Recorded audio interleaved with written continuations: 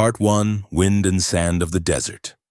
The sun hung like a copper medallion against the bleached sky, casting short shadows beneath the wooden awnings of Esperanza Station.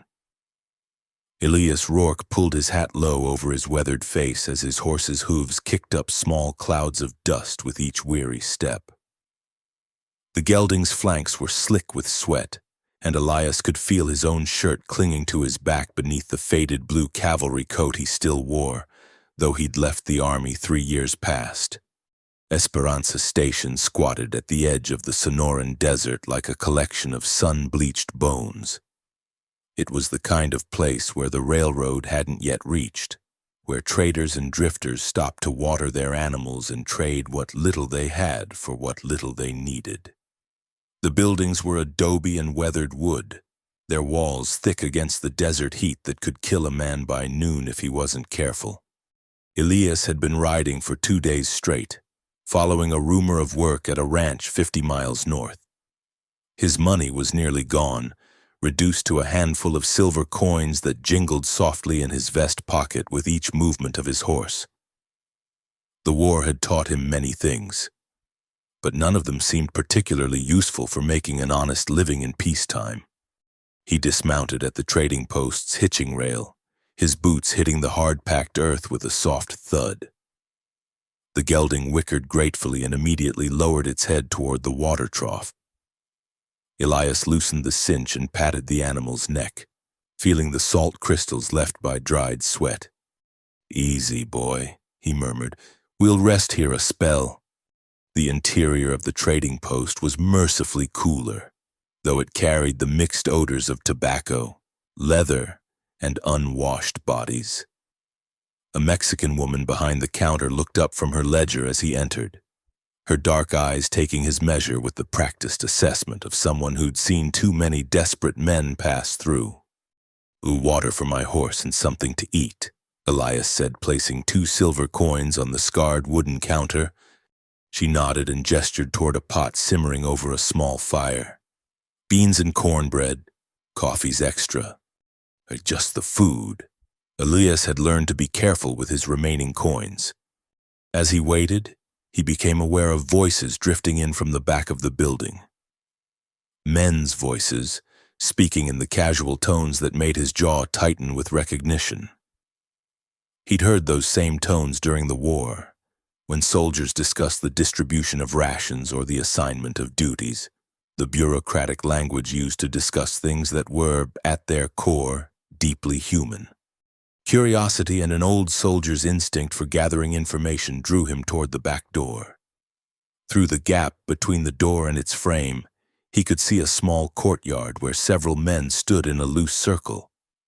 At the center of their attention was a wooden platform, little more than a few planks laid across some barrels, but elevated enough to serve its purpose.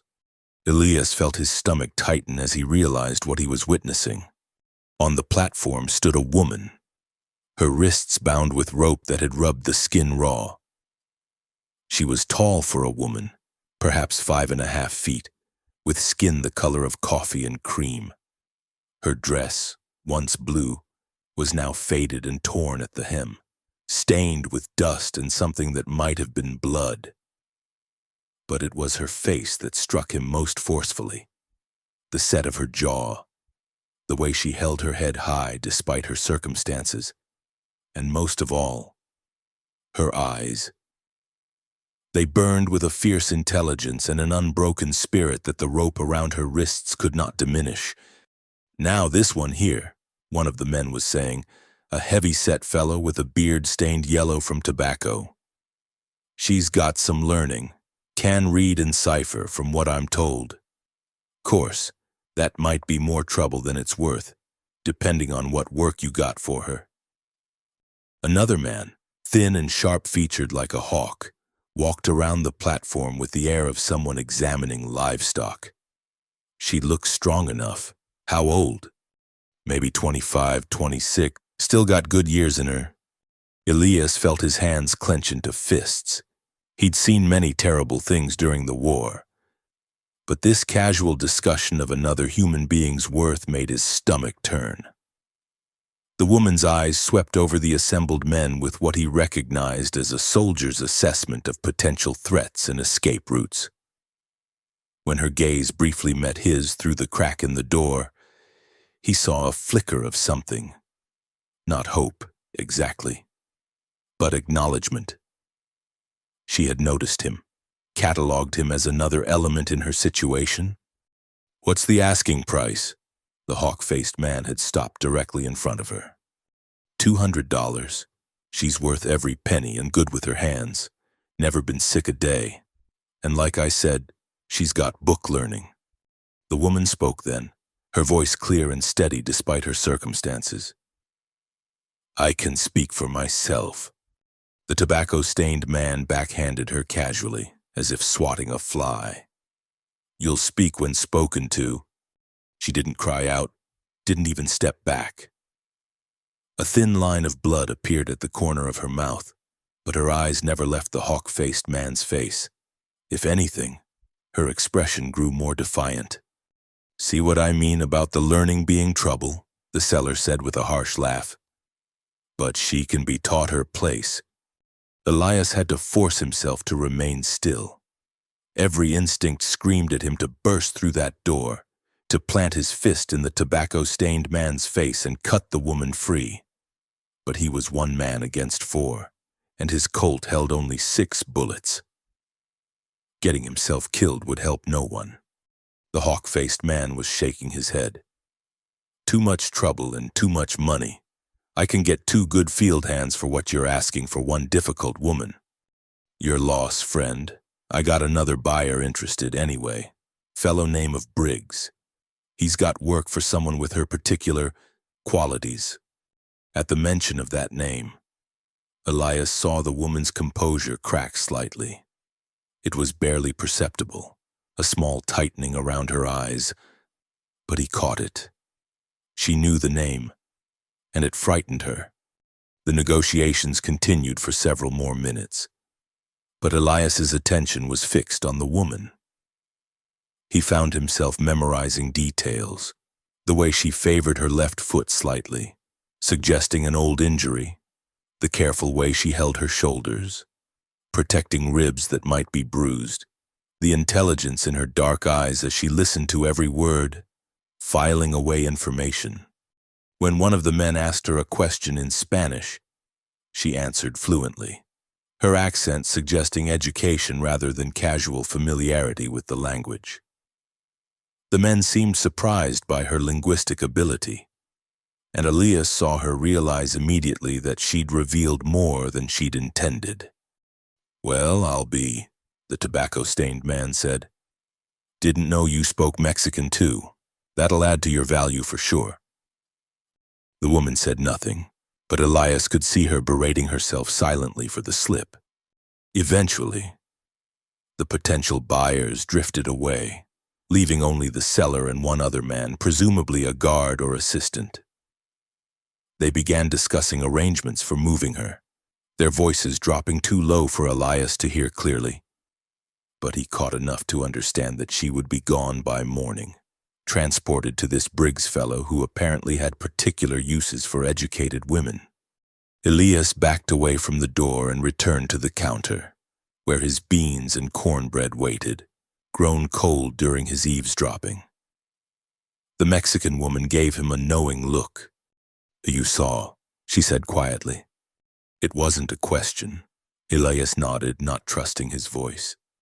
"Is wrong," she continued, wiping down the counter with unnecessary vigor. "But law, it don't care about wrong. Not here." "Who is Briggs?" Elias asked, keeping his voice low. The woman's face darkened. "Calder Briggs. He has ranch, 20 miles into desert, but is not ranch for cattle, is place where people disappear. Law don't go there, and Briggs, he pays well for silence." Elias felt a chill despite the heat. What kind of place? The kind where someone like her, with learning and languages, she worth much money to the right buyer. Men who run mines, they need someone who can keep books, talk to Mexican workers, but they don't want to pay fair wage, and they don't want worker who can leave. The implication hung heavy between them. Elias pushed the barely touched food away, his appetite gone. When are they moving her?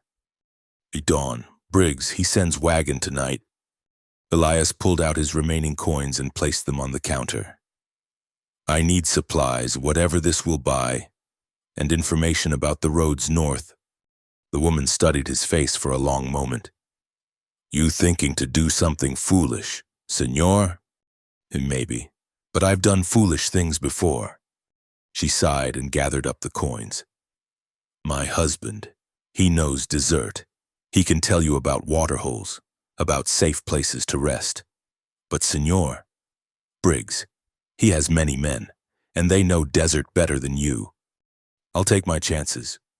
As she gathered his supplies, dried meat, hardtack, and a canvas water bag, Elias found his thoughts returning to the woman on the platform.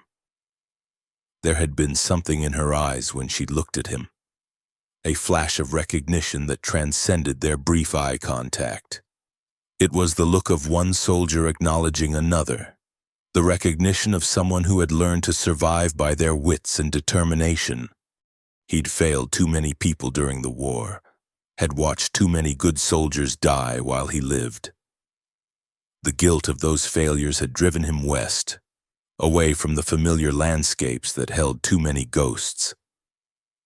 But perhaps here, in this harsh desert where the past meant nothing and survival was earned daily, he could finally do something right.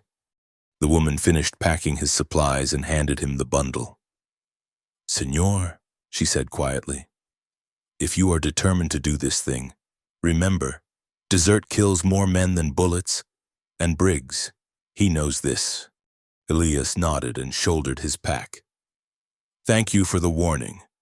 As he walked back toward his horse, he could hear the woman on the platform being led back inside the trading post. Soon she would be loaded into a wagon and taken to a place where her intelligence and education would be used as tools of her own oppression. The thought made his jaw clench with familiar anger. He had perhaps 6 hours before they moved her. 6 hours to plan something that might be the most foolish thing he'd ever attempted. But as he tightened his horse's cinch and checked his weapons, Elias found himself thinking of a promise he'd once made to a dying sergeant, that he'd never again stand by while good people suffered for want of someone willing to act. The desert stretched before him, vast and unforgiving, shimmering with heat that could kill a man in hours. Somewhere out there was Calder Briggs and his private kingdom built on human misery. Between here and there lay miles of sand, stone, and scorching sun that would test every survival skill he'd learned. But the woman with the unbroken spirit would not face whatever awaited her alone. Not if Elias Rourke had anything to say about it. He mounted his horse and turned toward the setting sun, already planning his route into the desert that would either see him dead by morning or struggling to accomplish something that mattered for the first time since the war ended. Part 2. Enemies beyond the desert. The first gray light of dawn was still an hour away, when Elias heard the rumble of wagon wheels on the hard-packed earth outside Esperanza Station. He had spent the night in a shallow depression behind a cluster of barrel cacti, close enough to watch the trading post but far enough to avoid detection. His horse stood ground-tied nearby, trained by years of cavalry service to remain still and silent. Through the sparse desert vegetation, he watched as 2 men emerged from the trading post's back entrance, flanking the woman whose name he still didn't know. Even in the pre-dawn darkness, he could see that her hands were now bound behind her back, and a rope had been tied around her waist like a lead line. She moved with careful dignity despite her restraints, her head held high as they guided her toward a covered wagon that had arrived sometime during the night. The wagon was built for hauling freight rather than passengers, with high wooden sides and a canvas top stretched tight over iron hoops. A single driver sat on the bench, a rifle laid across his knees, while another armed man waited by the tailgate. Elias counted 4 men in total, more than he'd hoped for, but not impossible odds if he chose his moment carefully. As they loaded the woman into the wagon's bed, Elias caught a glimpse of movement in the canvas-covered interior. She was not the only cargo. The realization sent a cold anger through his chest. This was not an isolated crime of opportunity, but part of a larger operation. The driver cracked his whip, and the wagon lurched into motion, heading northwest into the desert on a track that was barely more than 2 parallel ruts in the sand and stone. Elias waited until the sound of wheels faded into the distance before mounting his horse and beginning his pursuit. The desert in early morning was deceptively beautiful, painted in shades of purple and gold by the rising sun. But Elias knew better than to trust the beauty. He had learned during his cavalry days that the Sonoran could kill a man in a dozen different ways: thirst, heat, flash floods, rattlesnakes, or simply the vast emptiness that could swallow a traveler whole. The Apache called it the land that tests men's souls, and Elias had seen enough sun-bleached bones scattered among the cacti to know they spoke truth. He followed the wagon's trail at a distance, staying far enough back to avoid detection while keeping close enough to maintain visual contact with their dust cloud. The terrain was a mixture of flat desert floor broken by jutting mesas and deep arroyos that could hide an army. Saguaro cacti stood like sentinels, their arms raised in eternal supplication to the merciless sky. By mid-morning, the temperature had climbed past 90 degrees and was still rising. Elias rationed his water carefully, allowing himself only small sips despite his body's increasing demand for more. His horse's flanks were already dark with sweat, and he knew he would need to find shade soon or risk losing his mount to heat exhaustion. The wagon ahead had stopped beside a cluster of palo verde trees that offered the only shade visible for miles. Elias dismounted and led his horse into the shadow of a large boulder, using his field glasses to observe the rest stop. The men were watering their horses and mules from barrels lashed to the wagon's sides, but he noticed they offered none to their human cargo. The woman sat in whatever shade the wagon's canvas provided, still bound, her head bowed in what might have been exhaustion or prayer. As Elias watched, one of the guards approached a heavy-set man who had been riding alongside the wagon on a fine bay horse. Even at this distance, Elias could see that this man carried himself with the authority of someone accustomed to command. His clothes were of better quality than the others, and when he spoke, the guards listened with the deference of hired hands addressing their employer. This, Elias realized, must be Calder Briggs himself. Briggs was a man in his 40s, with the kind of soft features that spoke of good living and indoor work.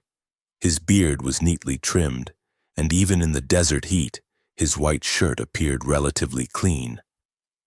But there was something in his posture, in the way he gestured toward the wagon's cargo, that suggested a casual cruelty that made Elias's stomach tighten. Through his field glasses, Elias watched Briggs climb into the wagon bed. The man disappeared from view for several minutes, during which Elias heard no sounds of distress, but he noticed that the guards remained alert, hands never far from their weapons. When Briggs emerged, he was adjusting his hat and speaking to the driver in tones that carried the satisfied air of a man conducting successful business. The rest stop lasted perhaps 30 minutes before the wagon resumed its journey. Elias waited until they were well ahead before following. But the brief glimpse of Briggs had given him crucial information. This was no desperate criminal operating on the margins of society, but a man with resources, organization, and the confidence that came from operating with impunity. As the day wore on, the heat became a living thing that pressed against Elias from all sides. The sun climbed toward its noon zenith, turning the desert floor into a furnace that radiated waves of superheated air. His water was running low despite his careful rationing, and his horse's steps had become labored and uncertain. It was then that he noticed the change in the wagon's route. Instead of continuing northwest toward the main freight roads that connected the scattered settlements, Briggs had ordered his driver to turn due north, following what appeared to be an old Apache trail that wound between towering rock formations. This was dangerous country, where flash floods could turn dry arroyos into raging torrents with no warning, and where a man could wander for days without finding water. But it was also country where pursuit would be nearly impossible to detect, and where the normal rules of civilization held no sway. Elias realized with growing certainty that Briggs was not simply transporting his captives to a nearby ranch or mine. He was taking them deep into the desert's heart, to a place where screams would echo only off stone walls, and where the sun would erase all evidence of what transpired there. The trail led through a narrow canyon whose walls rose like cathedral spires on either side, casting blessed shade but also creating perfect spots for ambush. Elias dismounted and led his horse on foot, his boots silent on the sandy canyon floor as he followed the wheel ruts and hoof prints left by the wagon's passage. It was in this canyon that he discovered the first evidence of Briggs's true nature. Scattered among the rocks at the canyon's base were items that told their own grim story. A child's shoe, worn thin by many miles of walking. A woman's hair ribbon, faded by sun and weather. Fragments of clothing that had once been white but were now stained brown with what Elias preferred not to identify. Most telling of all was a small wooden cross, crudely carved and suspended on a length of rawhide that had been cut rather than untied. Someone had tried to leave markers, breadcrumbs for rescue that would never come. Elias gathered what items he could and tucked them into his saddlebags. If he survived this pursuit, they would serve as evidence of crimes that demanded justice. But more immediately, they told him that Briggs had been operating this route for some time, that the woman in the wagon was not his first victim, and that whatever lay at the end of this trail had consumed others without consequence. The canyon eventually opened into a broader valley where the heat struck like a physical blow. Here, the wagon's trail became harder to follow, as the rocky ground held fewer clear impressions.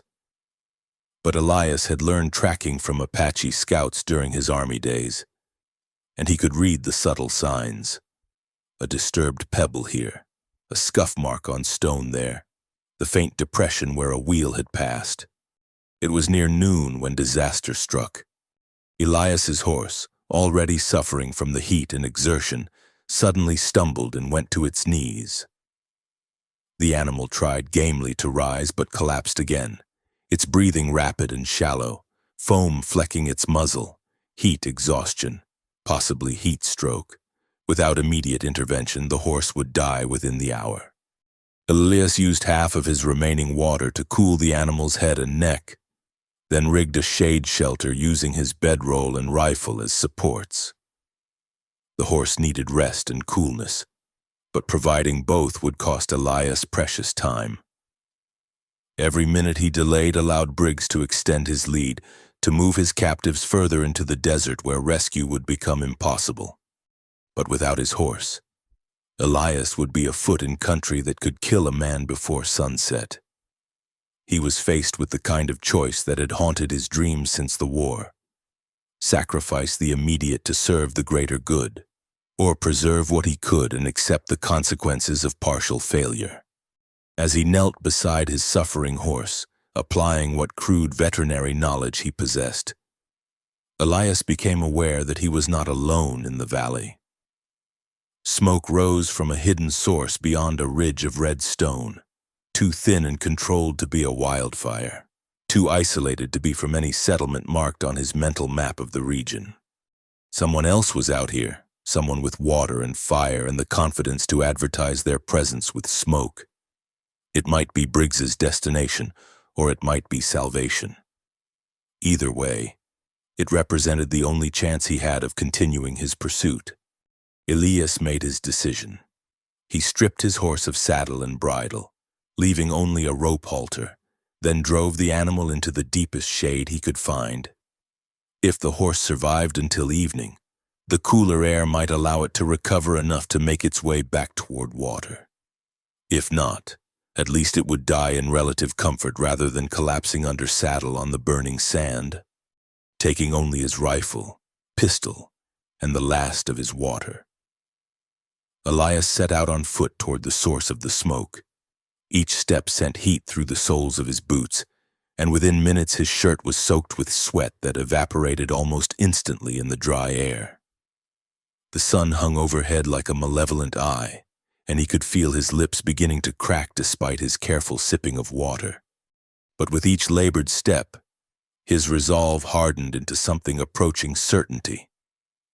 Somewhere ahead, beyond the smoke and heat and killing emptiness, was a woman whose only crime had been possessing intelligence and dignity in a world that valued neither in people like her. She had looked at him with the eyes of a fellow soldier, someone who understood that survival often depended on the courage of strangers. He would not fail her as he had failed others, not while he drew breath in his body and strength remained in his limbs. The desert stretched endlessly ahead, but Elias Rourke walked into it with the steady pace of a man who had found his purpose at last. Part 3. Chains and Schemes. Amali Jennings pressed her back against the rough wooden slats of the wagon bed and tried to find a position that didn't aggravate the rope burns around her wrists. The hemp had been tied wet the night before, and as it dried in the desert heat, it contracted, cutting deeper into her skin with each bump and jostle of the wagon. She had learned not to struggle against bonds. That only made them tighter and gave her captors the satisfaction of watching her suffer. Instead, she used the pain to keep herself alert, to catalog every detail of her surroundings that might prove useful later. The wagon bed held 5 other women, all bound as she was, ranging in age from perhaps 16 to 40. None of them spoke, whether from fear, exhaustion, or because they shared no common language. Amali could not tell, but she had noted the careful way they positioned themselves to share what little shade the canvas covering provided, the silent communication of shared suffering. The youngest, a girl with the soft features of mixed heritage who might have been Mexican or Apache, had been weeping silently since dawn. Her tears had carved clean tracks through the dust on her cheeks, and Amali had used her own bound hands to offer what comfort she could, a touch on the shoulder, a steady gaze that said, "You are not alone." The girl had responded with a grateful look that transcended the need for words. Amali had been born free in Philadelphia, the daughter of a seamstress and a dock worker who had saved every penny to ensure their children could read and write. She had attended a school run by Quaker missionaries until she was 16, then worked as a governess for a progressive minister's family who had treated her with something approaching respect. Her life had been circumscribed by the color of her skin, certainly, but it had been her life, lived according to her own choices and governed by her own decisions. That life had ended 3 months ago in Baltimore, when she had made the mistake of walking alone near the docks after visiting a sick friend. The men who had taken her were professional kidnappers who specialized in capturing free blacks and selling them into the illegal trade that still flourished despite the laws that were supposed to prevent it. They had drugged her with laudanum, forged papers claiming she was a runaway, and transported her south in a closed wagon that reeked of fear and human waste. The first sale had been to a cotton plantation in Georgia, where she had lasted exactly 2 weeks before her inability to feign ignorance had marked her as trouble. A woman who could read and write was dangerous in a place where such skills might be used to forge passes, send messages, or simply remind others that intelligence was not the exclusive province of their oppressors. When she had been caught teaching a young boy his letters using charcoal on a barn wall, the overseer had beaten her unconscious and sold her within the week. The second sale had taken her to a tobacco farm in Kentucky, where the work was lighter but the isolation more complete. There, she had learned to hide her education more carefully, to speak only when spoken to, and to keep her eyes downcast in the presence of white faces. But even there, her careful demeanor had not been enough. When the farm owner's bookkeeper had died suddenly of fever, and Amale had inadvertently revealed her mathematical skills by correcting an error in the field hand's daily count, she had once again been marked for disposal. Each sale had taken her further west, further from any hope of rescue or legal recourse. The papers that claimed ownership of her person had been updated and amended at each transaction, creating a false history that would satisfy any casual examination. According to those documents, she was Charity, a 25-year-old field hand with no family and no history of running away. The woman named Amale Jennings, who had taught Sunday school children their catechism and kept the household accounts for Reverend Matthews, had been erased as thoroughly as if she had never existed. Now, as the wagon bounced and swayed through the increasingly harsh landscape, she found herself trying to calculate distances and directions with the same methodical precision she had once applied to household budgets. They had been traveling northwest for approximately 3 hours since leaving the trading post, at a pace she estimated to be roughly 4 miles per hour, accounting for the difficult terrain. That placed them perhaps 12 miles from their starting point, though the winding route through the canyons made the actual distance uncertain. More importantly, she had been listening carefully to the conversations between Briggs and his men. Her ability to understand Spanish, learned during her time with Reverend Matthews, who had ministered to Mexican dock workers, had already proven useful. The guards spoke more freely in Spanish, assuming their cargo could not comprehend their words. From their conversations, she had learned that this was not their final destination. Briggs was transporting them to what he called the sorting house, a place deeper in the desert where buyers could examine the merchandise more carefully and negotiate for specific requirements. Some would be sold to mining operations that needed workers who could keep records in isolated camps. Others would be sent to private estates where their education would be used to teach the children of wealthy families while ensuring they could never report their illegal status to authorities. But the most chilling revelation had come when one of the guards had joked about Luther's special orders. Amale had heard that name before, whispered in fearful tones among the other captives at the trading post. Luther Vale was a mine owner who operated in the most remote reaches of the territory, where no law existed except what he chose to enforce. His mines produced silver and copper that found their way to legitimate markets, but the methods he used to extract that wealth were anything but legitimate.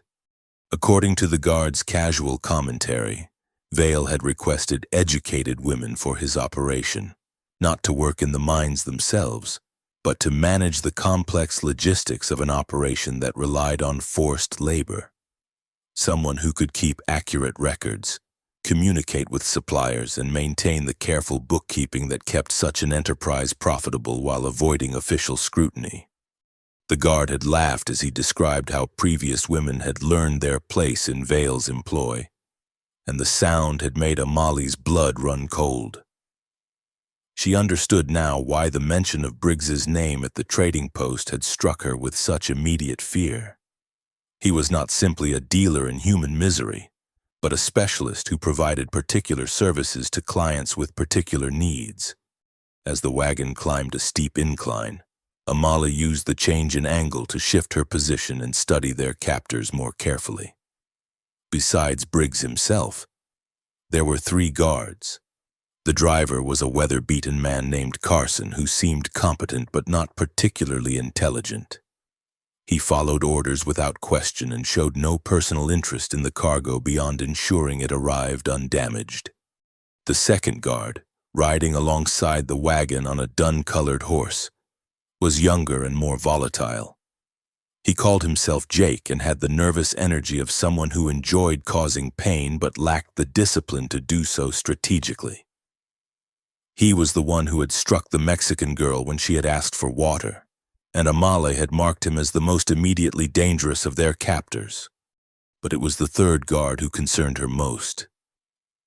He rode behind the wagon, ostensibly watching for pursuit, but Amale had caught him studying her with an intensity that went beyond professional interest. He was a man of perhaps 30, with dark hair and the kind of careful stillness that suggested either deep thought or barely contained violence. Unlike the others, he had not participated in the casual cruelty that marked their journey, but neither had he shown any compassion for their plight. When their eyes had met briefly during the morning rest stop, she had seen something flicker across his features, not recognition exactly, but a reaction that suggested she meant something more to him than merely another piece of cargo. The realization had sent a chill through her that had nothing to do with the desert wind. Now, as the sun climbed toward its merciless zenith, Amale focused her attention on the most crucial task, memorizing every detail of their route that might aid in an escape attempt. The landscape was harsh and unforgiving, but it was also vast and full of hiding places. If she could free herself and the others, the same emptiness that made pursuit difficult would also make rescue unlikely. She had noted 3 water barrels lashed to the wagon's sides, along with feed bags for the animals and what appeared to be camping equipment. Briggs was prepared for an extended journey, which suggested their destination lay days rather than hours ahead. That gave her time to plan, but it also meant that any escape attempt would require surviving in country that could kill the unprepared in a matter of hours. The girl beside her, Rosa, she had learned during whispered conversations, had revealed that she possessed knowledge of desert survival inherited from her Apache grandmother. Together, they had begun to identify edible plants and potential water sources during their brief rest stops. It was not much, but it was a beginning. More encouraging was the growing tension she sensed among their captors. The heat was affecting them as well, and the further they traveled from civilization, the more they began to snap at each other over minor irritations. Briggs maintained his veneer of professional calm, but Amale could see the sweat stains spreading across his fine shirt and the way his eyes constantly scanned the horizon for threats that might not exist. Men under stress made mistakes, and mistakes created opportunities.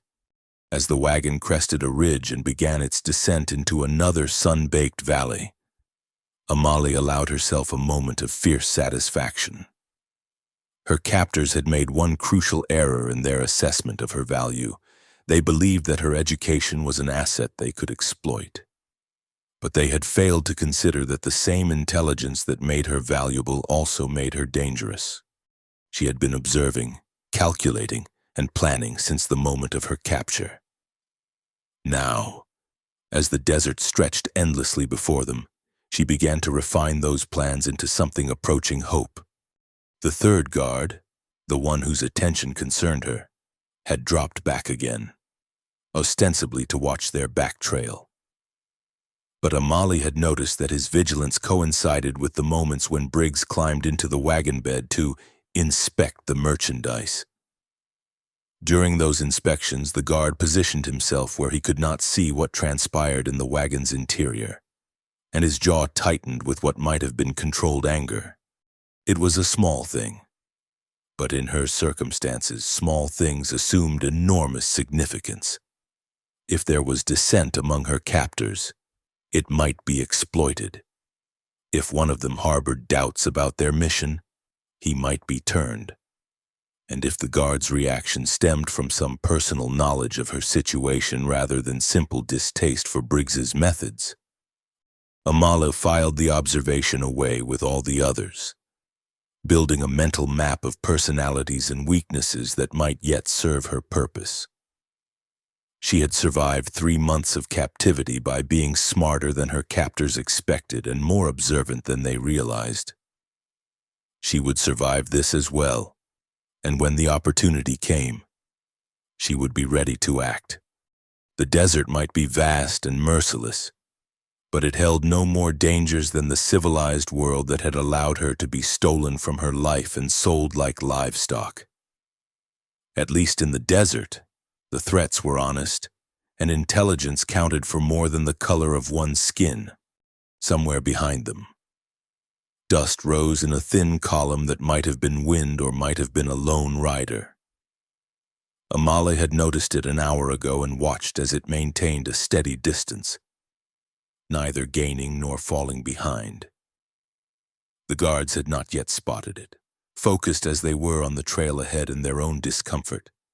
But Amale watched and waited and hoped that the desert held more than death for those who dared to challenge its masters. Part 4. Desert devours the weak. The sun was a white-hot brand in the cloudless sky when Elias stumbled upon the Apache family's hidden camp. His water had run out 2 hours earlier, and the desert heat had begun to play tricks with his vision, turning distant rocks into riders and making the horizon shimmer like water. Only his cavalry training in reading terrain had led him to the small seep spring tucked into a fold of red sandstone, where 3 generations of the same family had taken shelter from the merciless day. The Apache grandfather, his face creased like old leather, regarded Elias with the careful assessment of a man who had seen too many desperate white men stumble into the desert without adequate preparation. His daughter and son-in-law kept their hands near their weapons, but their posture suggested wariness rather than hostility. 2 small children peered at Elias from behind their mother's skirts, their dark eyes wide with curiosity. "Water," Elias croaked, his voice barely recognizable even to himself. The grandfather gestured toward the small pool that formed where the spring emerged from the rock, but his expression made it clear that this courtesy came with expectations. Elias drank carefully, fighting the urge to plunge his face into the precious liquid. The water was slightly alkaline but wonderfully cool, and he felt life flowing back into his sun-baked body with each swallow. When he had drunk his fill, he sat back on his heels and met the grandfather's steady gaze. "I'm tracking bad men," Elias said slowly, accompanying his words with hand signs he remembered from his army days. "They have women, prisoners, taking them north to sell." The grandfather's expression didn't change, but his daughter spoke rapidly in Apache, her tone suggesting urgent concern. The older man nodded once and pointed toward the northwest, where Elias could see wagon tracks disappearing into a landscape of broken stone and towering saguaro cacti. "Briggs," the grandfather said, speaking the name like a curse. He spat in the dust and continued in heavily accented English. "Bad man, takes people, sells like horses, government men. They don't come here. Too far, too dangerous." The daughter approached with a water skin made from a sheep's stomach, filled from their precious spring. She held it out to Elias, but when he reached for it, she pulled it back and pointed to his saddle, which he had salvaged from his dying horse and carried on his back through the blazing afternoon. Elias understood. Nothing was free in the desert, not even kindness.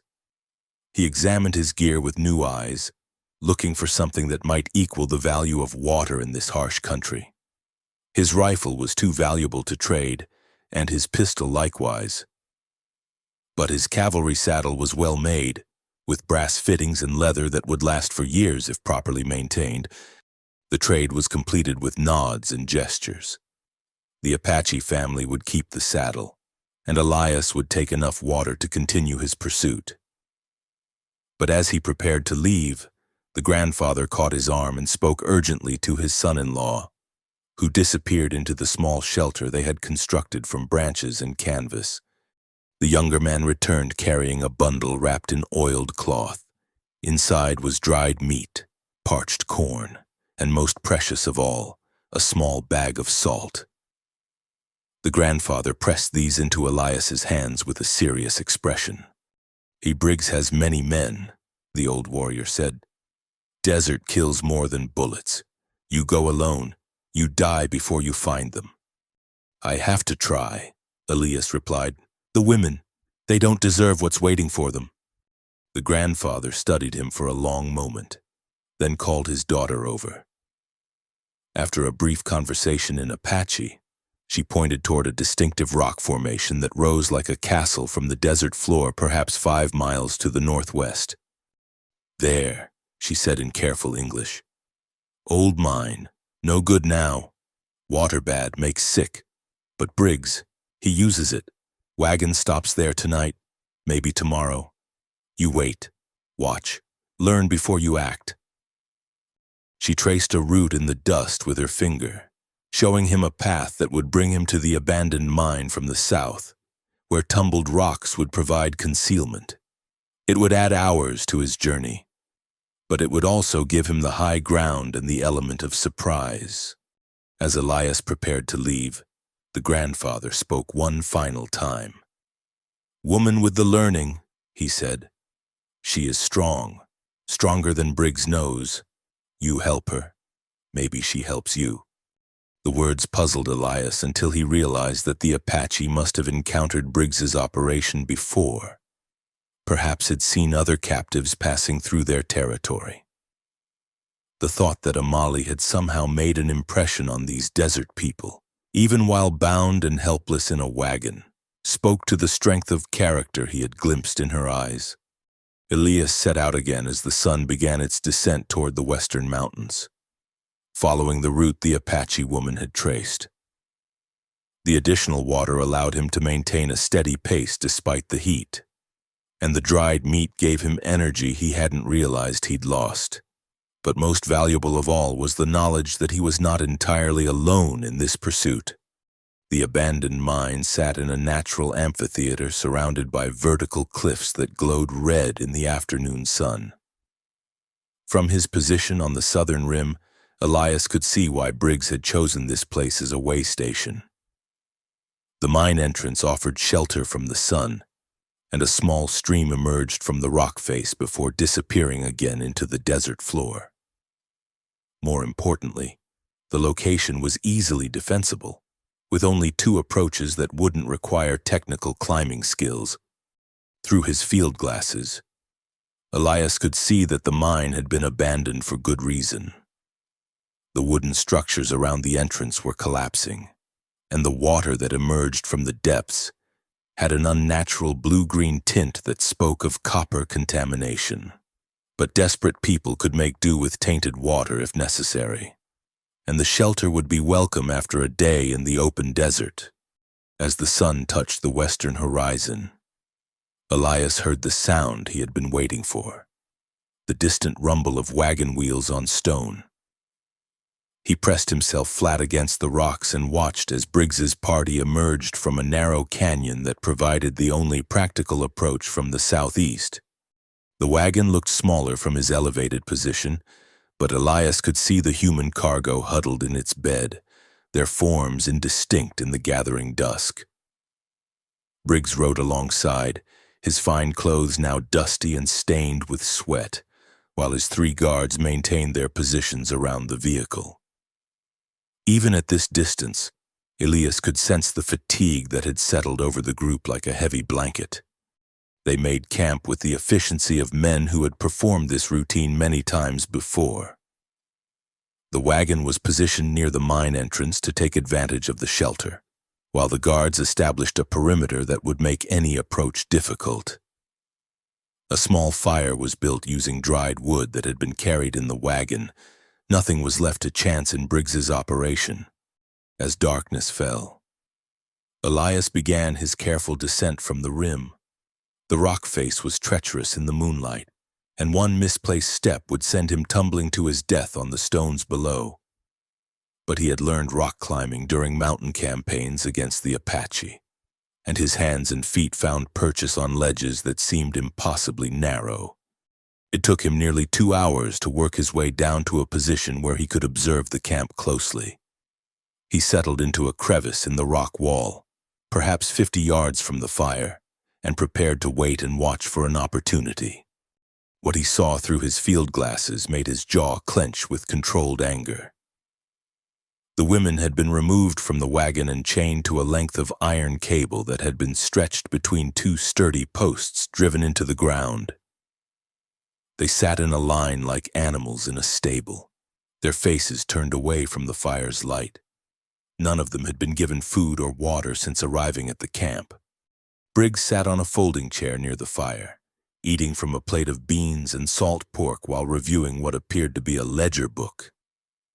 His guards took turns eating and maintaining watch, but their attention was focused outward, watching for threats approaching from the desert rather than from above.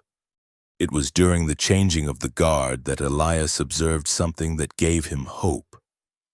The third guard, the one whose attention to Amale had seemed different from the others, took his meal apart from his companions and positioned himself where he could observe the chained women without being obvious about it. When Briggs rose to inspect his captives, speaking to them in tones too low for Elias to hear, the guard turned away and stared fixedly at the horizon. There was definitely tension in the camp, though Elias couldn't determine its source or extent. But tension meant distraction, and distraction created opportunities for someone patient enough to wait for them. As the night deepened, Elias heard Briggs and his driver discussing their route for the following day. The conversation was conducted in low voices, but the desert air carried sound with startling clarity, and Elias's trained ear caught every word. "Eidvale's expecting us day after tomorrow." Briggs was saying that we push hard tomorrow. We can make the canyon by nightfall. After that, it's straight desert to the silver works. "What about water?" Carson asked. "Animals are already showing strain, and it's another 40 miles to Vale's place.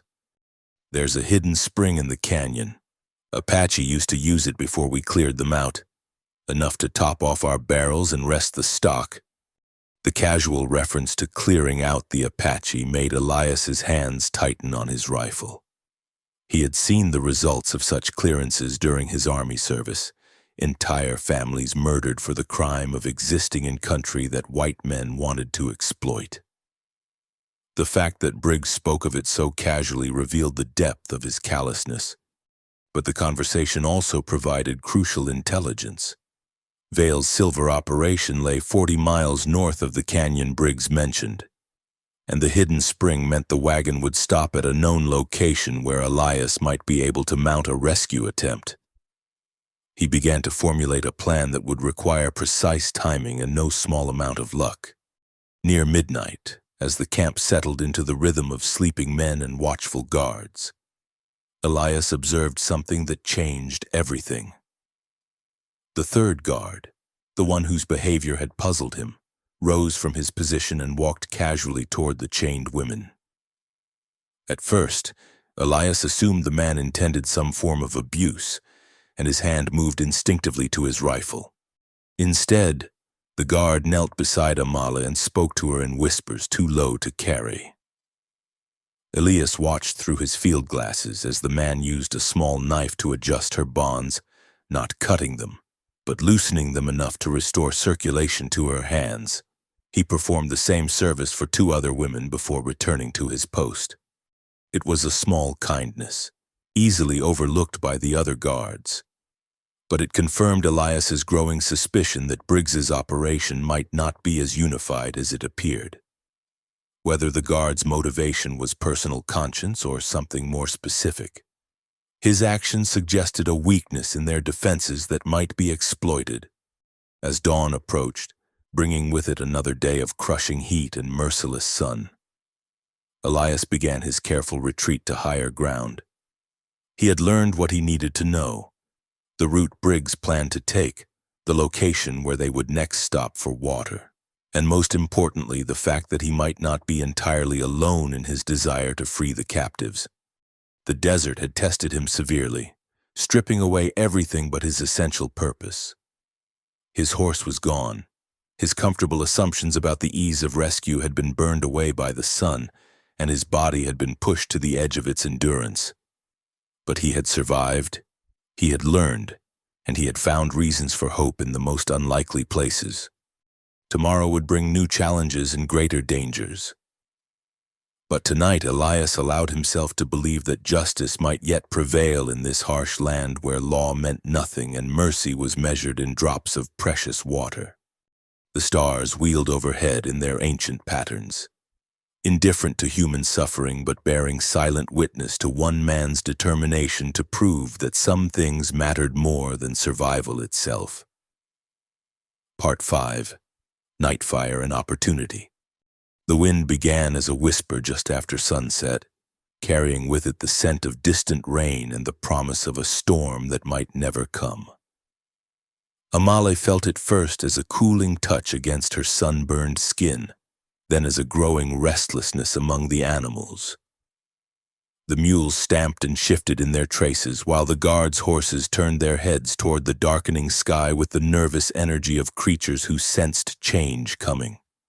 She had spent the day in the suffocating heat of the wagon bed, watching the landscape grow increasingly desolate as they traveled deeper into the desert's heart. The canyon Briggs had chosen for their evening camp was a slash in the earth bordered by towering walls of red sandstone that seemed to glow with their own inner fire in the fading light. A small spring emerged from the rock face at the canyon's far end, forming a pool of clear water that disappeared again into the thirsty sand. The other women huddled close together as the temperature began to drop with the desert's characteristic suddenness. Rosa, the young Mexican girl who had become Amale's constant companion during their captivity, pressed against her side for warmth and whispered in Spanish too low for their guards to hear. "The wind brings sand," she said, her grandmother's Apache blood giving her insights that her captors lacked. "Big storm coming, maybe tonight, maybe tomorrow. When it comes, we cannot see across the camp." Amale nodded slightly, filing the information away with everything else she had observed during their journey.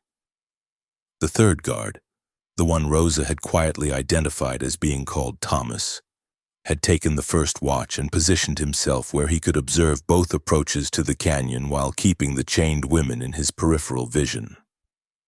His behavior continued to puzzle her, but she had learned to recognize the subtle ways he tried to ease their suffering without attracting attention from Briggs or the other guards. Earlier that day, when Briggs had climbed into the wagon bed for one of his inspections, Thomas had suddenly discovered an urgent need to check the horse's shoes that kept him busy and out of sight until the inspection was complete. When Jake had raised his hand to strike Rosa for asking for water, Thomas had called out a warning about riders on the horizon that proved false but successfully distracted the guard from his intended violence. Small things, easily dismissed as coincidence. But Amale had learned to read people during her months of captivity. Thomas carried himself with the contained stillness of a man wrestling with internal conflict, and his eyes held something she recognized: guilt. As full darkness settled over the canyon, the wind began to strengthen, sending small whirlwinds of sand dancing through the camp. The fire that Carson had built from dried wood flickered and sparked, casting shifting shadows that made everything beyond its immediate circle seem to move with threatening life. Briggs sat in his folding chair, reviewing his ledger by firelight while eating from a tin plate. His fine clothes were now thoroughly stained with dust and sweat, and the genial mask he wore in civilized company had been replaced by the harder expression of a man conducting unpleasant but profitable business. He spoke to his guards in the casual tones of someone discussing livestock. "Evail's paying premium prices for this lot," he said, gesturing toward the chained women with his fork, "especially the educated one. Man like that appreciates quality merchandise, and he pays accordingly." Jake spat into the fire, making it hiss and pop. "Don't see why book learning makes a woman worth more. Seems like it'd make her more trouble than she's worth. It shows you don't understand the business." Briggs replied with the patience of a man explaining something to a particularly slow child. Vale's operation needs someone who can keep accurate records, correspond with suppliers, manage the complex logistics of a mining operation. Can't use someone who might talk to the wrong people or fail to understand the delicate nature of his labor arrangements. The euphemism made Amali's stomach clench. She understood exactly what Briggs meant. Vale needed someone intelligent enough to manage the details of forced labor, but isolated enough that exposure of his methods was impossible. Her education, which had once represented freedom and possibility, had become the very quality that made her most valuable to men who trafficked in human misery. Thomas, who had been silent during this exchange, suddenly straightened and peered into the darkness beyond the firelight. "Thought I heard something," he said, his hand moving to his rifle. "Maybe we should douse the fire, make ourselves less visible." "Jumpy tonight, aren't you?" Briggs said with mild irritation. "We're 20 miles from the nearest settlement and 40 miles from anything resembling civilization. Only thing out there is sand, rock, and things that'll kill you if you're fool enough to wander around in the dark." But even as he spoke, the wind strengthened further, and the first grains of airborne sand began to sting their faces. Carson looked up from cleaning his rifle with the expression of a man who had spent enough time in the desert to recognize the signs. "Might be wise to secure the gear," he said. "Wind's picking up, and if we get a real blow, we'll lose half our supplies." As if summoned by his words, a stronger gust swept through the canyon, sending a shower of sparks from the fire and making the canvas wagon cover snap like a ship's sail in a storm. The women instinctively pressed closer together, while the guards began moving around the camp with the urgent efficiency of men who understood that the desert's moods could turn deadly without warning. It was during this flurry of activity that Amali noticed something that made her heart skip. A tiny point of light had appeared high on the canyon's southern wall, flickering briefly before disappearing again. It might have been a reflection. A star glimpsed through a gap in the clouds, or simply her imagination playing tricks in the dancing shadows cast by the fire. But it had appeared 3 times in the same location, brief as a heartbeat, gone before any of the guards could have noticed. Someone was out there, watching and waiting, using some kind of signal that was meant for her eyes alone. She caught Rosa's attention with a subtle touch and directed the girl's gaze toward the spot where the light had appeared. Rosa's eyes widened slightly, but she had learned the hard lessons of survival during her captivity. She gave no sign that she had seen anything unusual, merely nodded almost imperceptibly and continued to watch. The wind continued to build, and with it came the first real sand, not the gentle particles that had been dancing around the camp, but the stinging, blinding curtain that could strip skin from bones and turn day into night in a matter of minutes. Carson and Jake began securing equipment with the urgency of men who had experienced desert storms before, while Briggs retreated to the minimal shelter provided by the wagon. "Thomas," Briggs called over the growing howl of wind. "Help them get everything tied down. If we lose the water barrels, we're all dead men." Thomas moved to assist with the preparations, but Amali noticed that he passed close to where the women were chained, and as he did, something fell from his hand into the sand near her feet. In the confusion of the storm preparations, no one else saw the small object tumble into the darkness, feeling carefully with her bound hands. Amali's fingers closed around cold metal, a knife, small but sharp, the kind of tool a cowboy might use for cutting rope or leather. The blade was no longer than her palm, but it was enough to cut through hemp bonds if she could find the opportunity to use it. The storm struck with the sudden fury that marked desert weather. One moment the wind was strong but manageable. The next it was a roaring beast that obliterated the world beyond arm's reach. Sand filled the air so thickly that the fire was extinguished in an instant, plunging the camp into a darkness so complete that Amale could barely see Rosa sitting beside her. In the chaos that followed, as the guards struggled to maintain control of animals and equipment in the blinding storm, Amale began working the small knife against her bonds. The rope was thick and well tied, but the blade was sharp, and desperation gave strength to her movements. She felt the first strand part, then another, while the wind provided cover for any sound her efforts might make. Rosa, understanding what was happening, positioned herself to shield Amale's movements from any guard who might stumble too close in the darkness. The other women, sensing something was happening but unable to see clearly, pressed closer together in a protective huddle that further concealed Amale's desperate work. The storm raged for what felt like hours, but was probably no more than 30 minutes.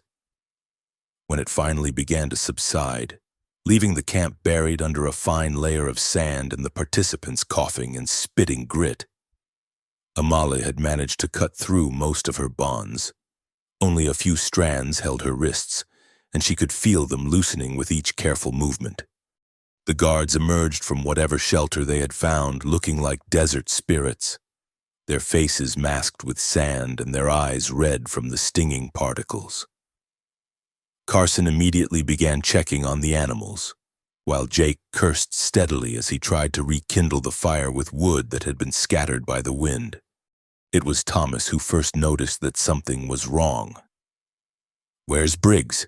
he called, his voice carrying clearly in the sudden stillness that followed the storm.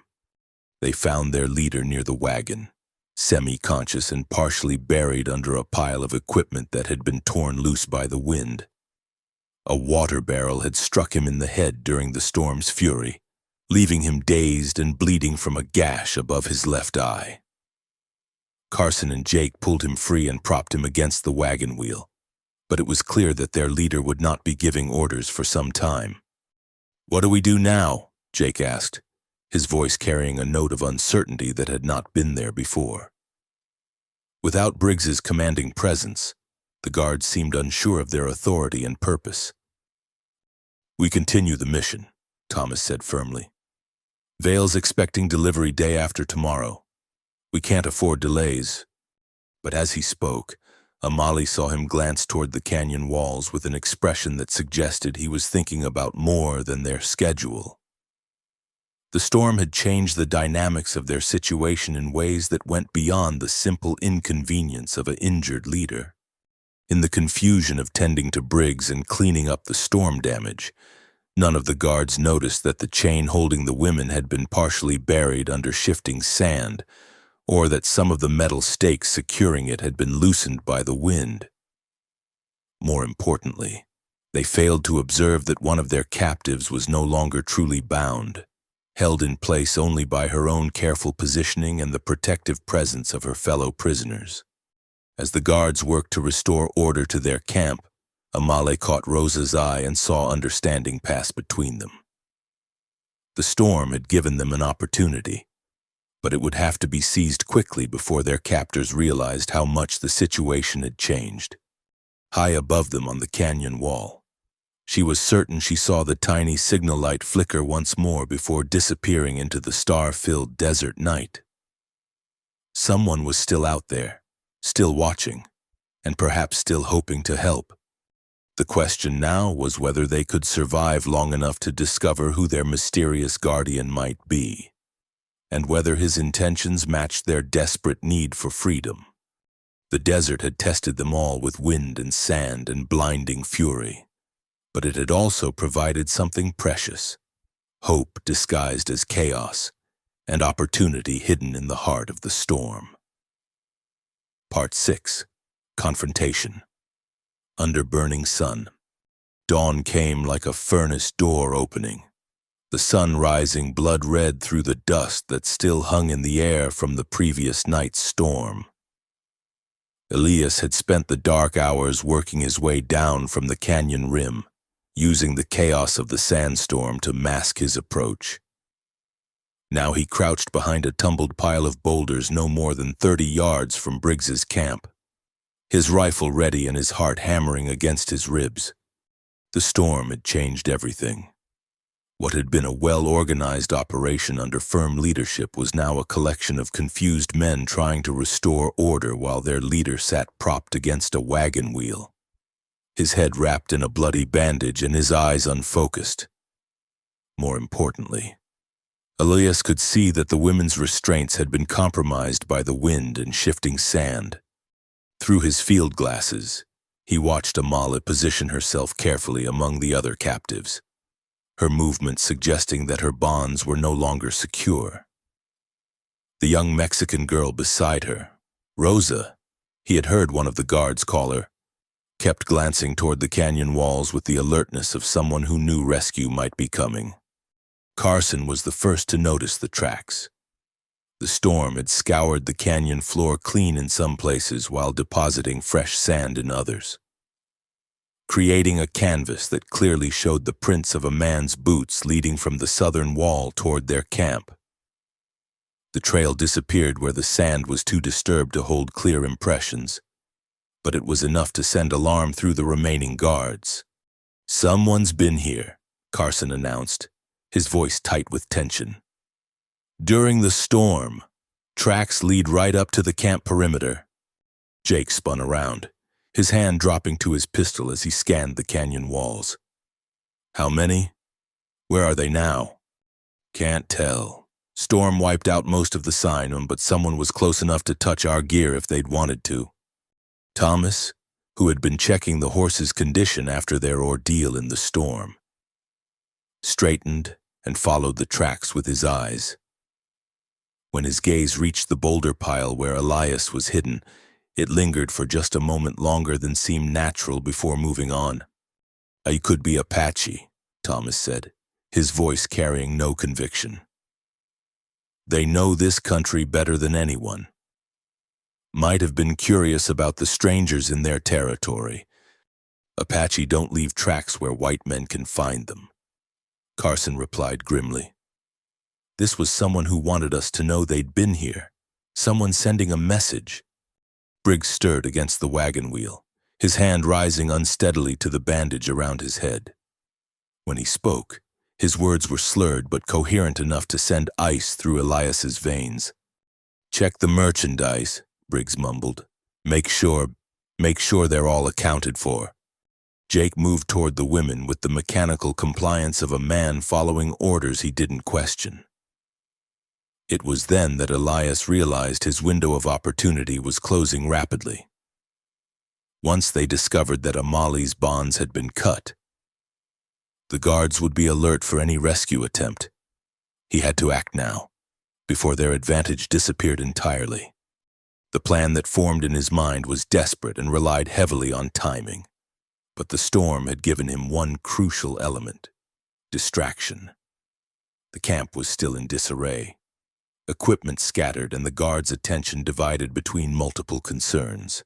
If he could create enough chaos, Amal and the others might be able to escape in the confusion.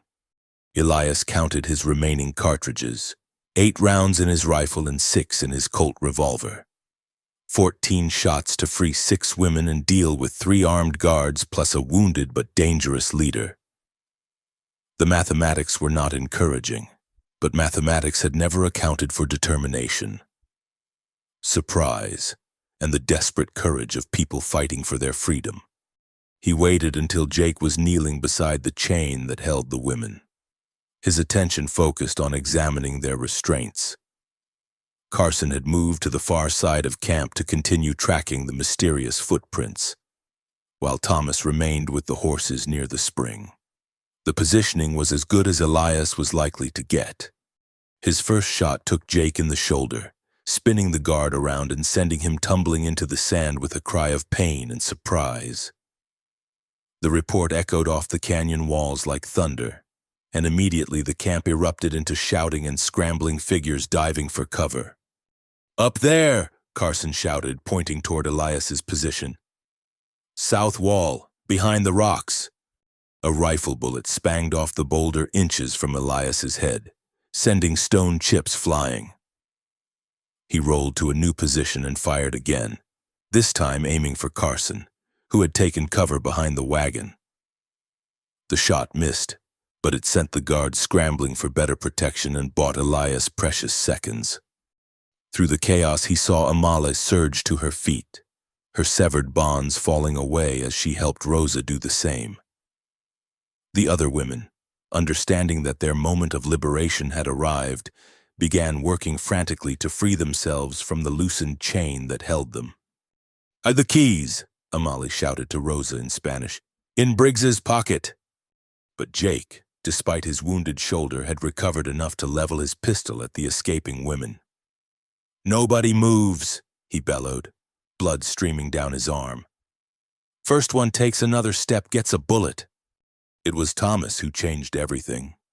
Instead of joining his companions in returning fire toward Elias's position, the third guard suddenly stepped between Jake and the women, his own weapon drawn but pointed at his fellow guard rather than at the perceived threat on the canyon wall. "Let them go." "Jake," Thomas said, his voice carrying a quiet authority that cut through the gunfire and shouting, "This ends here."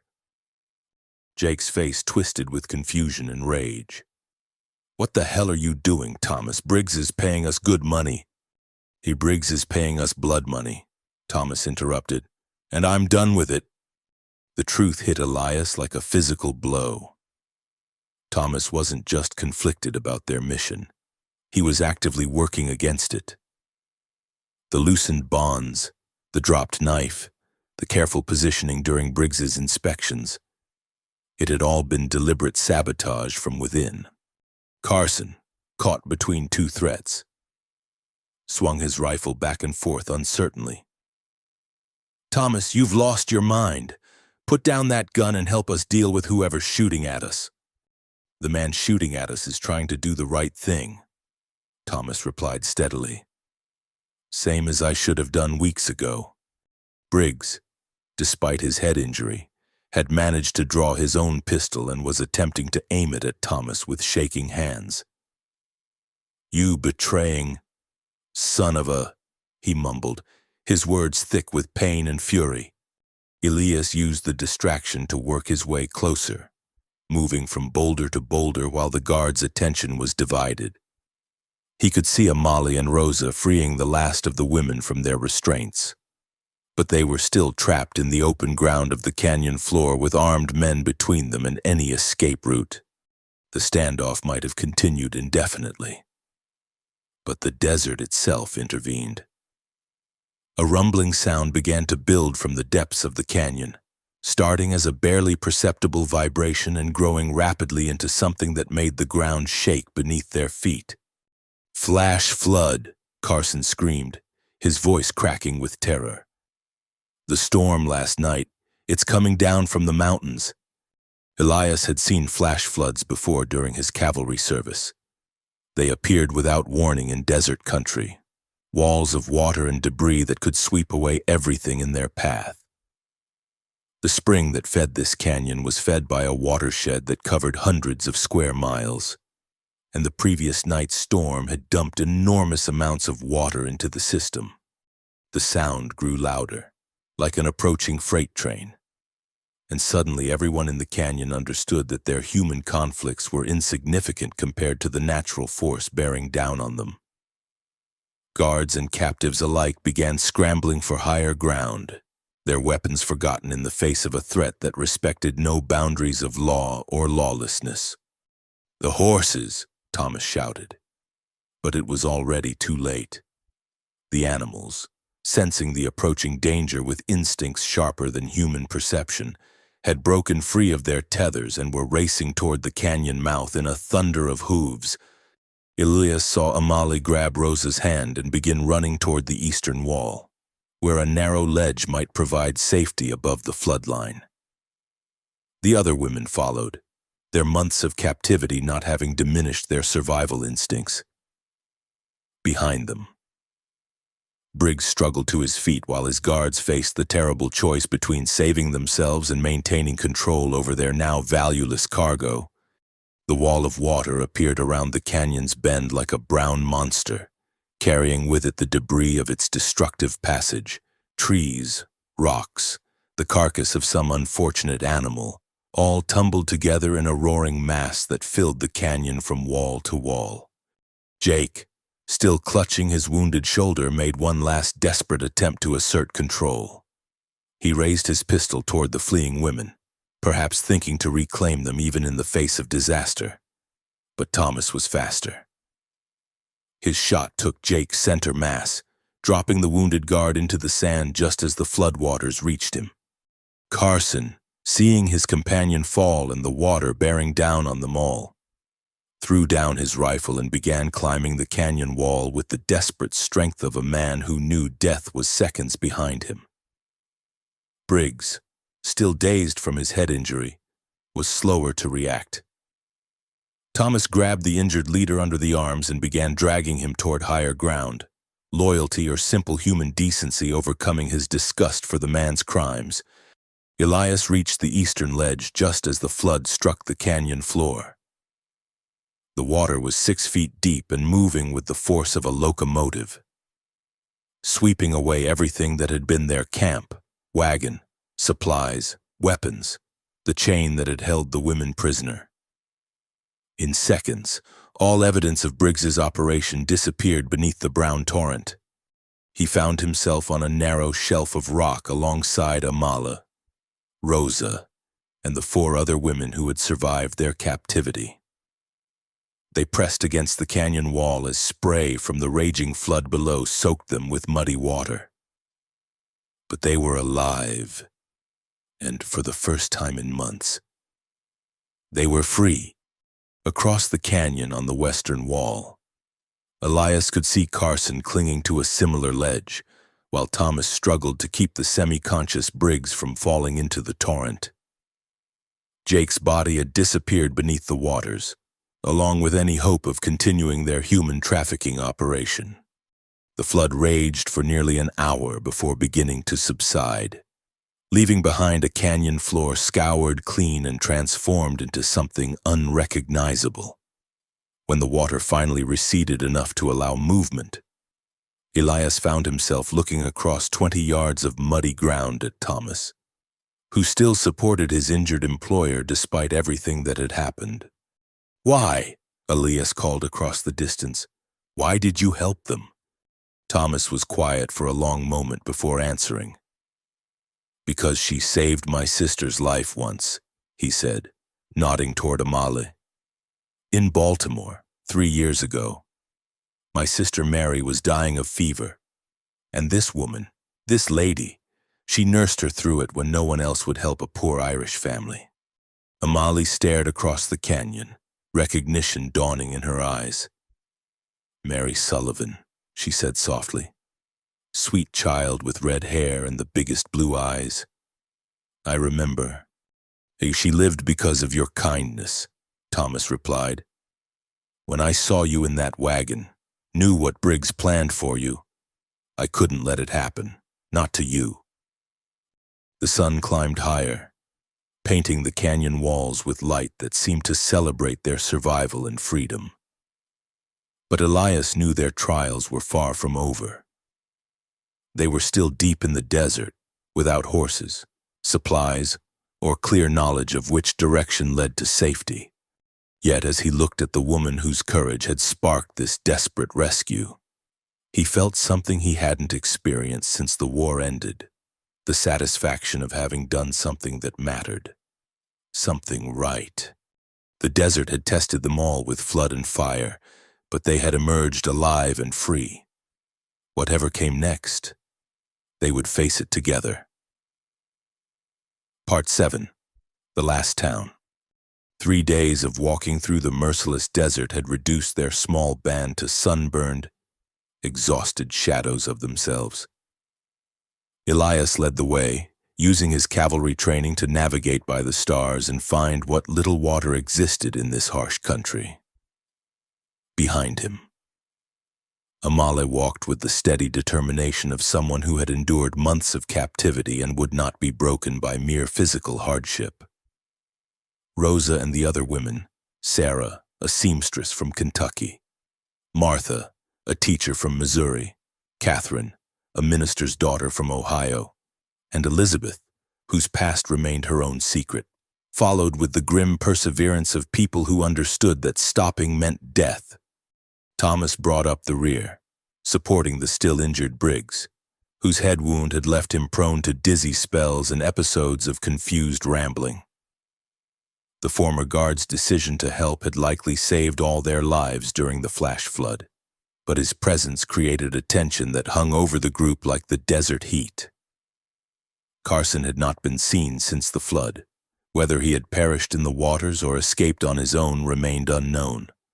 They had survived on cactus fruit, the bitter water from occasional seeps, and the dwindling supplies from Elias's pack. Their clothes were ragged, their lips cracked, and their skin burned dark by the relentless sun. But they were alive, and they were free, and those two facts sustained them through each brutal mile. On the morning of the fourth day, as they crested a low ridge spotted with Joshua trees, the sight that greeted them seemed like a mirage born of desperation and hope. Below them, perhaps 2 miles distant, lay a small town that had grown up around a railroad water stop. Smoke rose from chimneys, and they could see the blessed sight of green trees that meant abundant water. "Salvation," Sarah whispered, her voice hoarse from thirst and exhaustion. "Dear Lord, we made it." The town was called Redemption, according to the weathered sign that welcomed travelers from the desert. It was the kind of place that existed solely because the railroad needed water for its locomotives every 50 miles. But it had attracted the usual collection of businesses that served the needs of travelers, railroad workers, and the few hardy souls who chose to make their living in the desert's edge. As their bedraggled group stumbled down the main street, they drew stares from the townspeople. 7 people walking out of the desert, 3 of them women of color who bore the unmistakable marks of recent captivity, led by a man whose blue cavalry coat and military bearing suggested he was either a savior or another kind of trouble entirely. Dr. Benjamin Hayes was the first person to approach them, a thin, bearded man in his 50s who had come west for his health and stayed because the frontier needed physicians more than Boston did. He took one look at their condition and immediately began issuing orders. "Martha, prepare beds at the boarding house," he called to a stern-faced woman who had emerged from the general store. "Mrs. Winnie Coleman, we'll need hot water and clean bandages. Someone send word to Sheriff Morrison. He'll want to hear whatever story these folks have to tell." Within an hour, the women were installed in clean beds at Martha Henley's boarding house, their wounds tended and their immediate needs for food and water satisfied.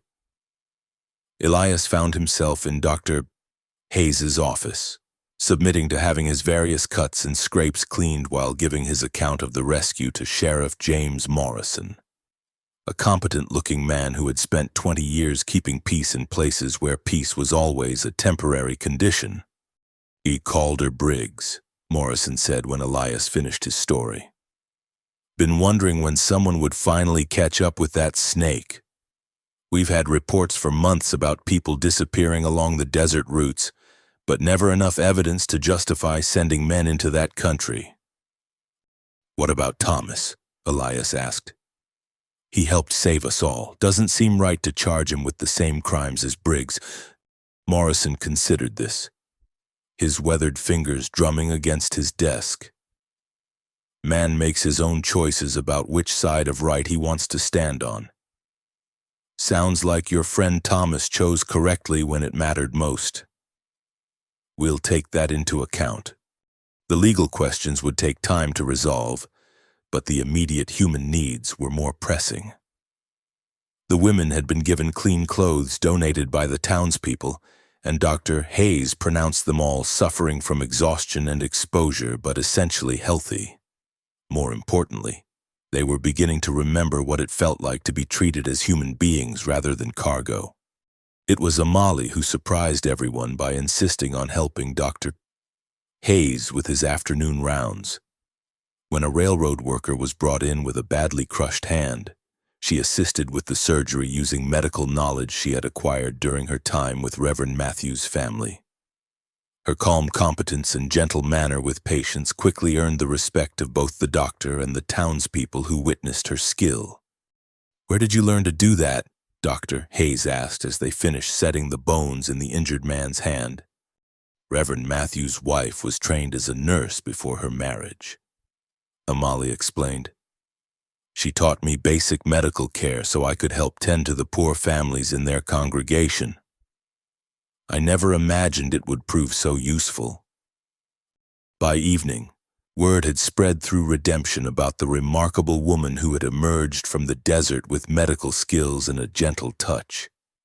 When little Tommy Martinez developed a dangerous fever, his desperate parents brought him to Dr. Hayes's office, where Amalie spent the night applying cool compresses and administering the herbal remedies she had learned from both white and Apache sources. The child's fever broke just before dawn, and by noon the entire Hispanic community in Redemption knew that the dark-skinned woman who spoke perfect Spanish had saved one of their own. The grateful parents spread the word, and soon people were arriving at the doctor's office seeking help for ailments they had been enduring in silence.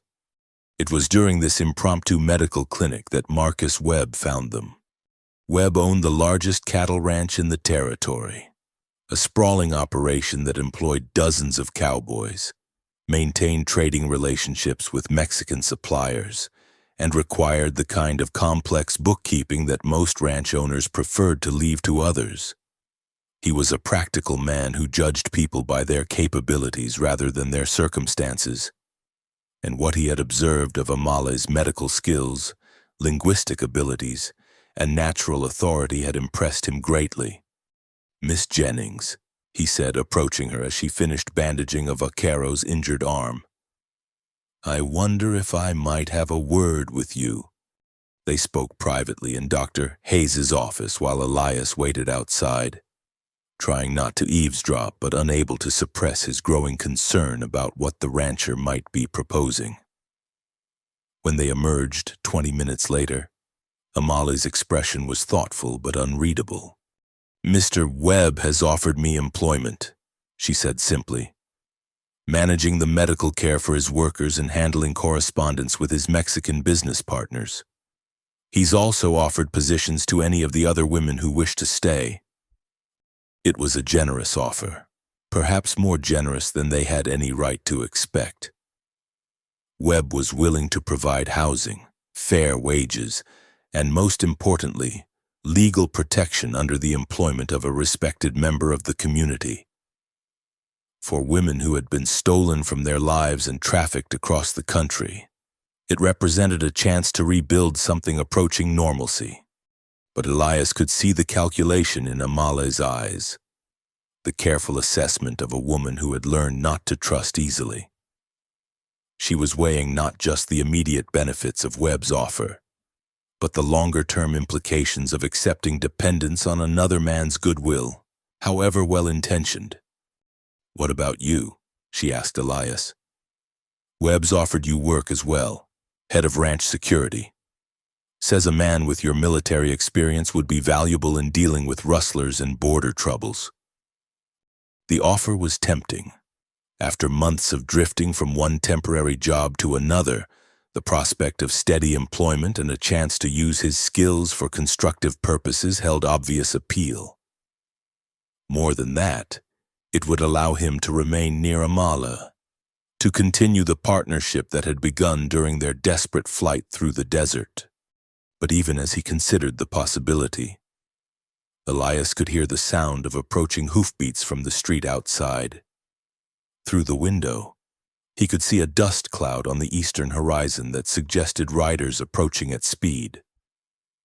In a place like Redemption, unexpected visitors often brought unexpected trouble. Sheriff Morrison appeared in the doorway, his expression grim. "Elias, Miss Jennings, we've got a problem. Riders coming in from the east, and one of them matches the description Carson gave me when he turned himself in yesterday."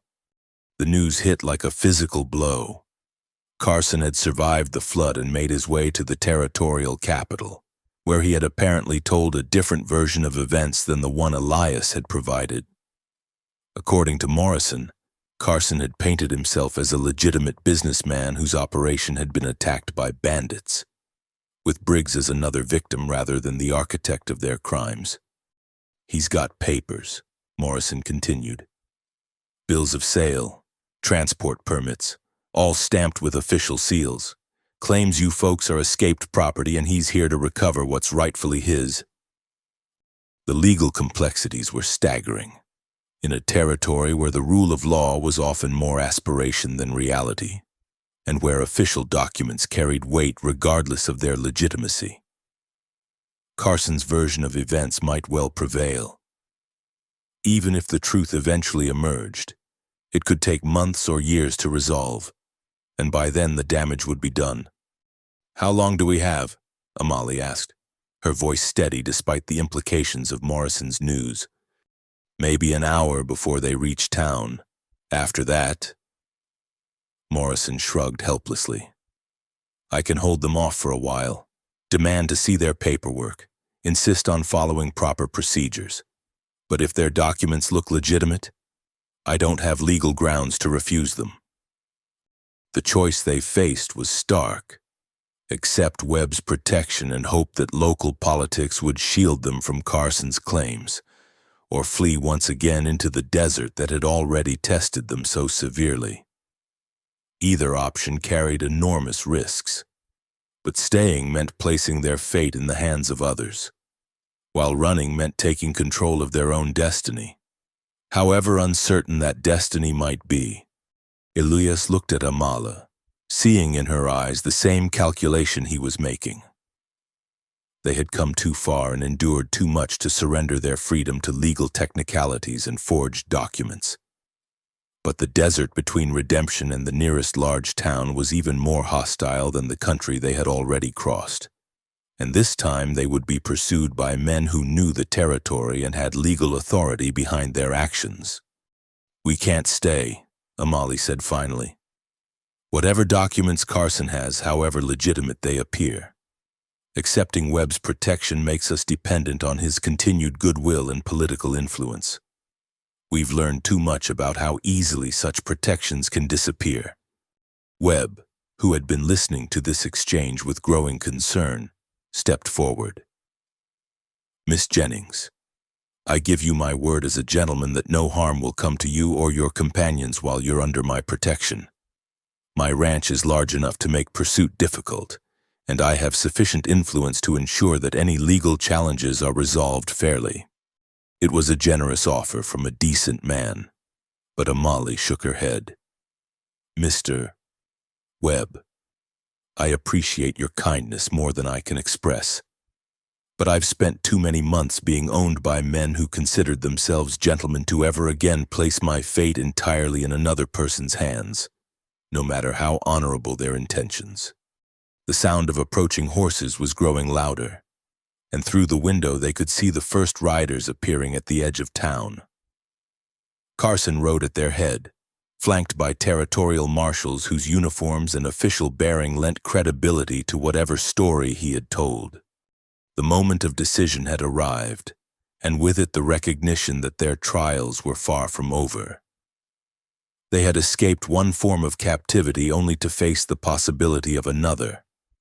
This one sanctioned by law and supported by documents that would make resistance seem like criminal defiance of legitimate authority. But as Elias met Amala's steady gaze, he saw in her eyes the same fierce determination that had sustained her through months of captivity and days of desert hardship. Whatever came next, they would face it as they had faced everything else, together, and on their own terms. The desert had taught them many lessons about survival, but perhaps the most important was that freedom was not a destination but a continuous choice, one that had to be made again and again in the face of every new challenge. Part 8. Freedom and Vows. Carson rode into Redemption with the confidence of a man backed by legal authority and territorial marshals. His story had been carefully crafted during his journey to the capital. He was a legitimate businessman whose transport operation had been attacked by bandits in the desert. The escaped prisoners were valuable property that needed to be recovered, and the man calling himself Elias Rourke was either a criminal accomplice or a misguided vigilante who had interfered with lawful commerce. The documents he carried bore impressive seals and official signatures, bills of sale, transport permits, and most damaging of all, descriptions of the escaped women that matched their physical characteristics with uncomfortable accuracy. In a territory where paperwork often mattered more than truth, Carson's version of events had the weight of legal legitimacy behind it. Sheriff Morrison met the federal party in the street outside his office, his weathered face carefully neutral as he examined Carson's credentials. Behind him, the townspeople of Redemption had begun to gather, drawn by the unusual sight of territorial marshals in their quiet community. "Everything appears to be in order," Marshal Davies announced after reviewing the paperwork. He was a stern man in his 40s who had built his career on following regulations rather than asking uncomfortable questions. "Mr. Carson has legal authority to recover his property and arrest those who interfered with his lawful business." It was then that Dr. Hayes stepped forward, his medical bag in one hand and a thick folder of papers in the other. "Marshal Davies, before you proceed, I believe you should examine some additional evidence that has come to light." The doctor had spent the previous hour frantically documenting everything he had observed about the women's condition and treatment. Medical records noting signs of restraint injuries, malnutrition, and trauma that were inconsistent with legitimate employment. More importantly, he had taken sworn statements from each of the women detailing their actual backgrounds and the circumstances of their capture. "These women are not escaped prisoners," Dr. Hayes said firmly. "They are free citizens who were kidnapped and sold into illegal bondage. I have documented medical evidence of their mistreatment and sworn testimony regarding their true identities." Marshal Davies frowned as he examined the medical reports. The evidence was compelling, but it directly contradicted the official documents Carson had provided. In a frontier territory where conflicting claims were common and absolute truth was often elusive, such situations required careful judgment. "This is all very irregular," Davies said slowly. "We have conflicting testimony and documentation. The proper course would be to transport all parties to the territorial capital for a full hearing before a federal judge. It was a reasonable solution from a legal standpoint, but everyone present understood what it really meant. The women would be held in custody during the lengthy journey and subsequent legal proceedings, effectively imprisoned while bureaucrats sorted through paperwork and competing claims. Justice delayed was often justice denied, particularly for people whose freedom depended on the goodwill of officials who might be more concerned with procedure than truth. Amale had been listening to this exchange from the doorway of Dr. Hayes's office, her face calm but her eyes calculating every nuance of the situation. She understood better than most how legal systems could be manipulated to serve the interests of those with power and resources. Carson's documents might be forgeries, but they were well-crafted forgeries that would take time and expertise to challenge successfully. It was then that the unexpected happened. "Marshal Davies," called a clear voice from the crowd of townspeople. "Before you make any decisions, you should hear what we have to say." The speaker was Maria Santos, the mother of the child whose fever Amale had broken 3 nights earlier. Behind her stood a growing group of Redemption's residents, Anglo and Mexican railroad workers and shopkeepers, people who had witnessed Amale's medical skills and quiet dignity during her brief time in their community. "This woman," Maria continued, pointing to Amale, "she saved my son's life. She worked all night with Dr. Hayes, using medicine knowledge that no slave would have. She speaks like an educated lady, acts like a lady, and has skills that prove she's what she says she is." "That's right," added Frank Morrison, the blacksmith. My wife's been teaching school here for 10 years, and she says Miss Jennings knows more about mathematics and literature than most college graduates. Where exactly would a runaway slave learn to quote Shakespeare and solve complex calculations in her head? More voices joined the chorus of support. The railroad foreman whose workers Amale had treated for various injuries and illnesses. The Mexican vaqueros who had been amazed by her fluent Spanish and knowledge of herbal remedies. Even Martha Henley, the stern boarding house keeper, stepped forward to testify to Amale's character and obvious education. Carson's face grew increasingly red as he listened to this unexpected defense. "This is preposterous," he sputtered. "These people have been deceived by a clever fugitive. Of course she seems educated. The most valuable slaves are often those with special skills and training." But his protests were beginning to sound hollow in the face of such overwhelming testimony from respected members of the community. Marshall Davies found himself in the uncomfortable position of choosing between official documents and the collective word of an entire town. It was Marcus Webb who provided the decisive moment. The wealthy rancher stepped forward carrying his own set of documents, employment contracts, character references, and most importantly, a telegram he had received that morning from his business contacts in the East. "Marshall," Webb said with the quiet authority of a man accustomed to being heard, "I took the liberty of making some inquiries about Mr. Carson's business operations. This telegram is from a federal investigator in Baltimore who has been tracking illegal trafficking operations along the eastern seaboard." He handed over the yellow paper, and Davies read it with growing concern. The telegram identified Carson as a suspected participant in kidnapping schemes that targeted free blacks in northern cities. There was an outstanding warrant for his arrest in Maryland, and federal authorities had been seeking him for months. "Furthermore," Webb continued, "I have here employment contracts for Miss Jennings and her companions, along with a substantial bond posted to guarantee their wages and working conditions. These documents establish them as free employees under my protection, not fugitive property." The legal tide was turning, but Carson was not finished. His hand moved toward the pistol at his hip as he realized that his carefully constructed story was collapsing around him. "I don't care what papers you people wave around," he snarled. "I've got federal marshals backing my claim, and I'm not leaving without what belongs to me." It was a critical moment that might have erupted into violence. But Thomas chose that instant to emerge from the jail where he had been held pending resolution of his own legal status. Sheriff Morrison had unlocked his cell and armed him with the deputy's badge and rifle.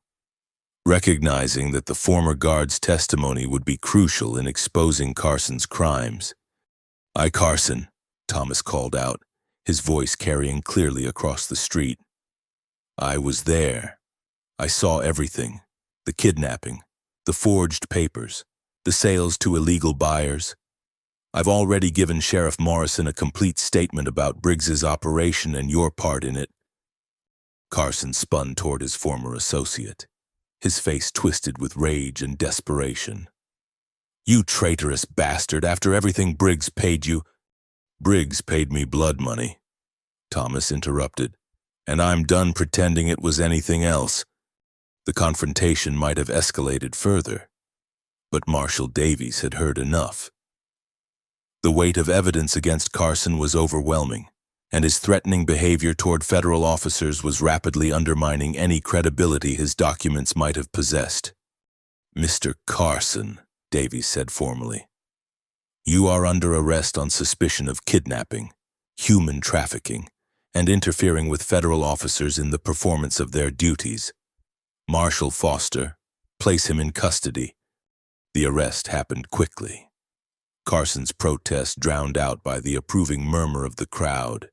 His two remaining associates, faced with the choice between supporting their discredited leader or saving themselves, quickly distanced themselves from his claims and requested safe passage out of the territory. as the dust settled and the federal marshals prepared to transport Carson to face justice.